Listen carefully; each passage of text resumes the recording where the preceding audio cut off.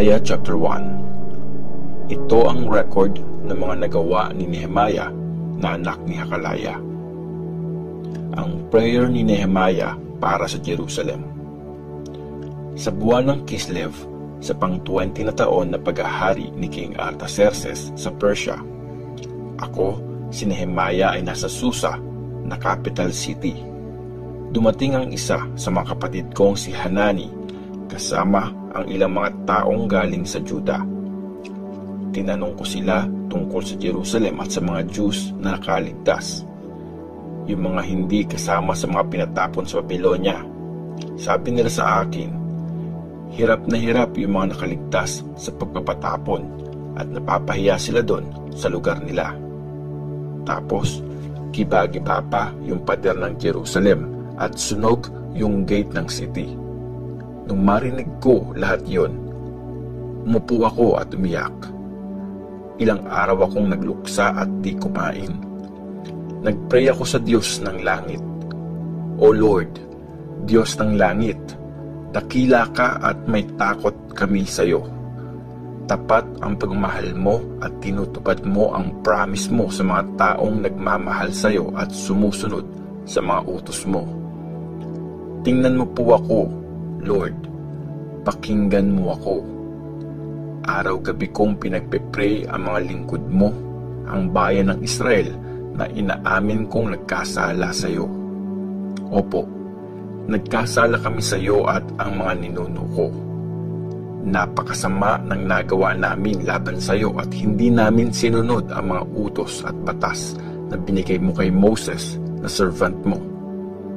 Pero wag mo sanang kalimutan yung sinabi mo kay Moses. Sabi mo, kung di kami magiging tapat sa iyo, ikakalat mo kami sa iba't ibang bansa. Pero kung babalik kami sa iyo at susunod sa utos mo, kahit pa napapunta na kami sa dulo ng mundo, ibabalik mo kami sa lugar na pinili mo para doon ka namin sambahin. Lord, mga lingkod mo po sila. Sila ang bayan na niligtas mo gamit ang dakila mong kapangyarihan at lakas. Pakinggan mo po ang prayer ko at ng mga lingkod mo na gusto magbigay ng honor sa pangalan mo. Gawin mo pong successful ang pakay ko ngayon at sana maawa sa akin ang hari. Nung time na yon, ako ang taga-serve ng wine ng hari. Nehemiah chapter 2. Pumunta si Nehemiah sa Jerusalem.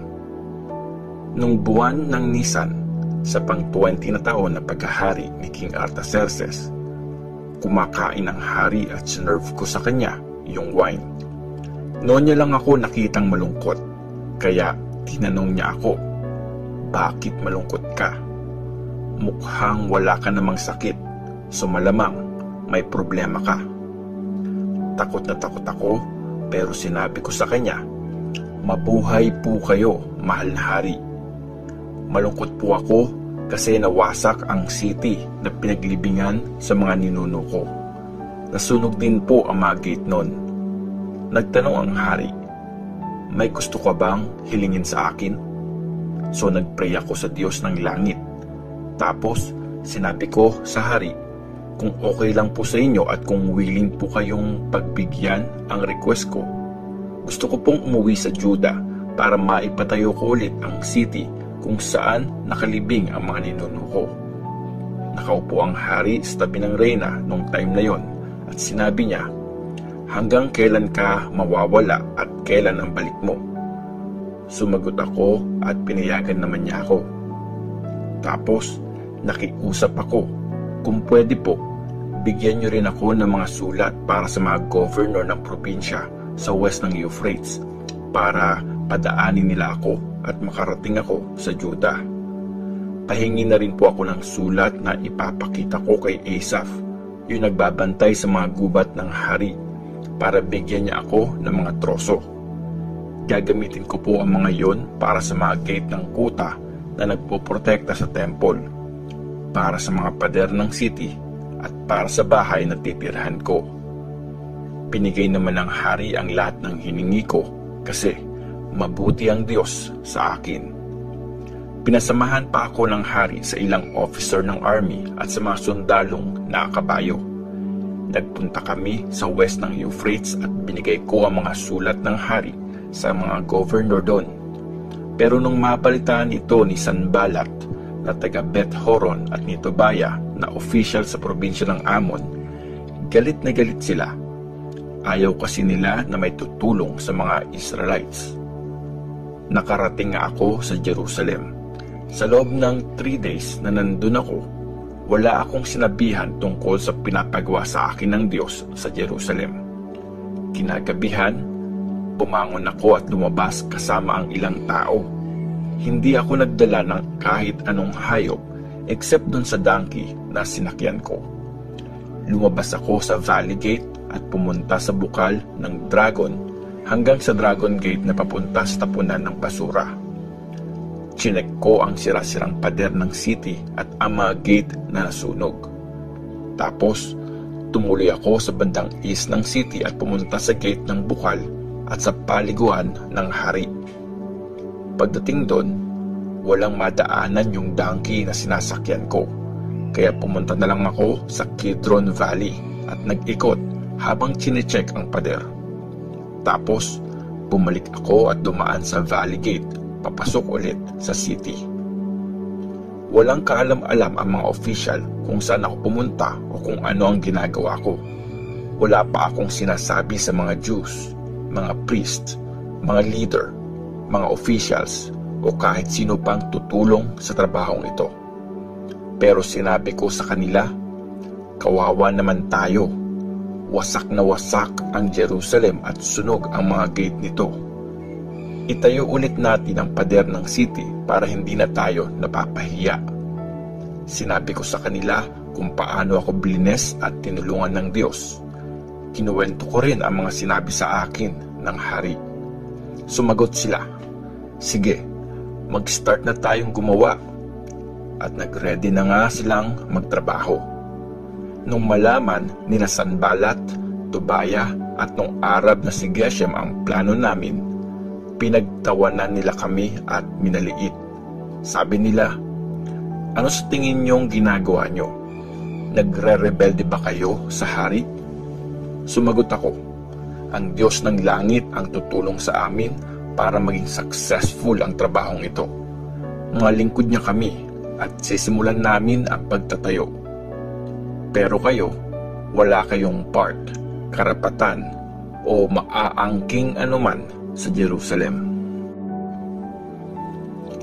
Nehemiah chapter 3. Ginawa ang pader ng Jerusalem.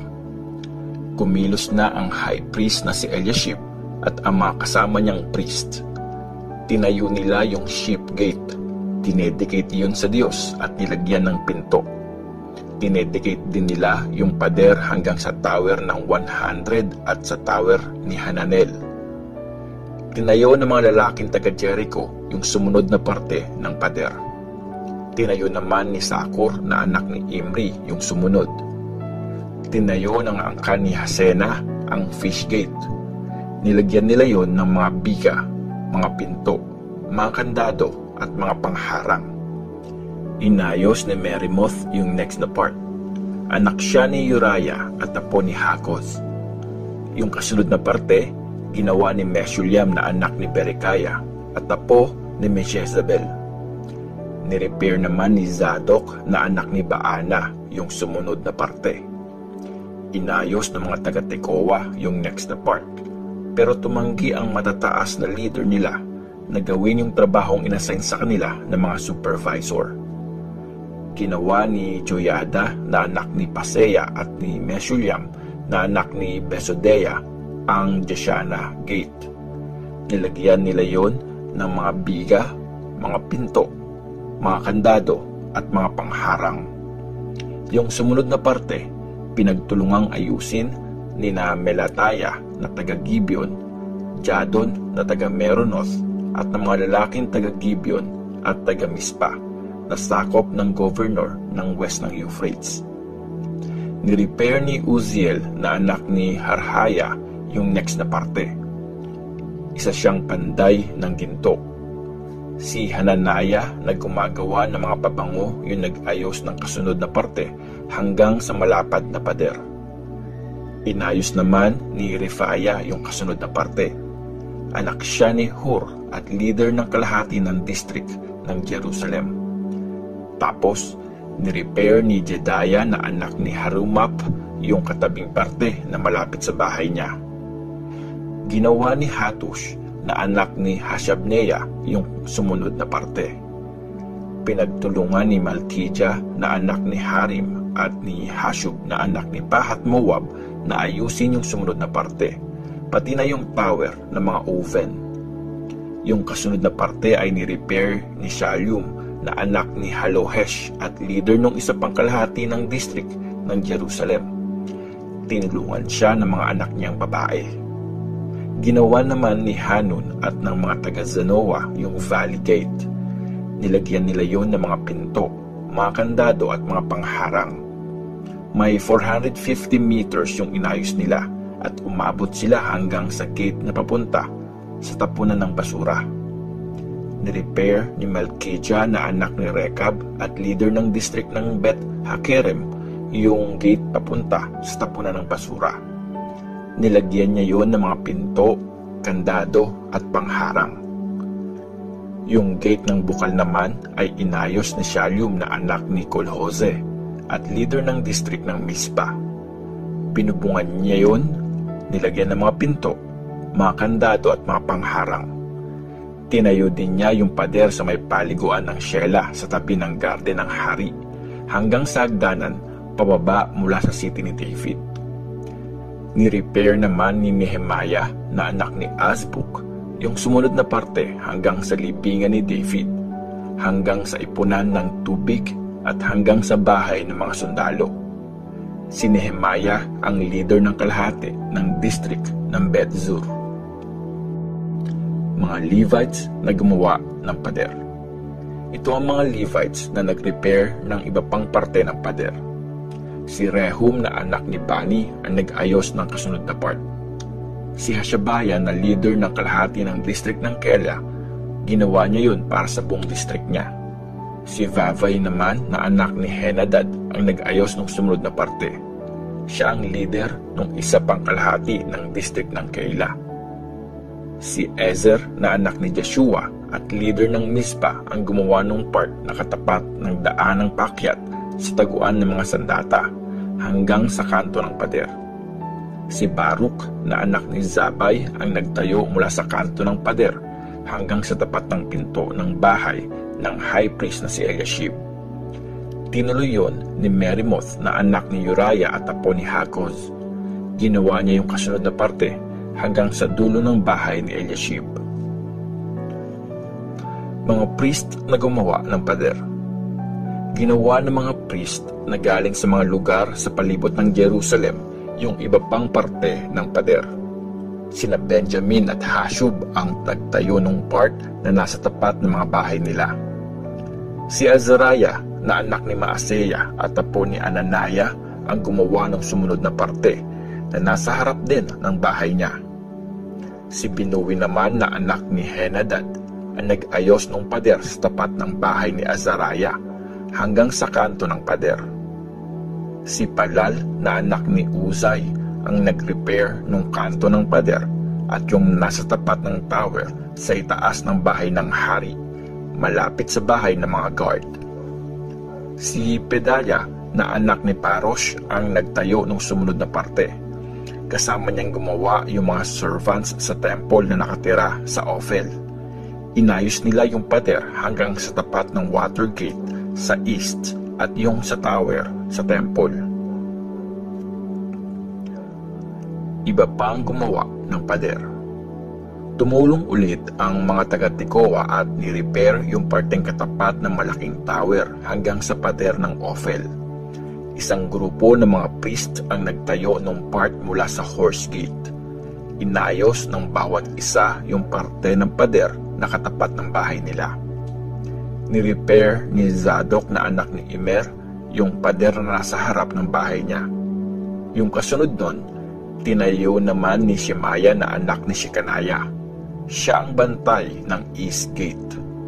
Katabi noon yung isa pang part na ni-repair ni Hananiah na anak ni Shelemaya at ni Hanun na pang-anim na anak ni Zalak. Tinayo naman ni Meshullam na anak ni Berekaya yung nasa harap ng bahay niya. Inayos ni Malkijah na panday ng ginto yung pader hanggang sa bahay ng mga servants sa temple at ng mga negosyante.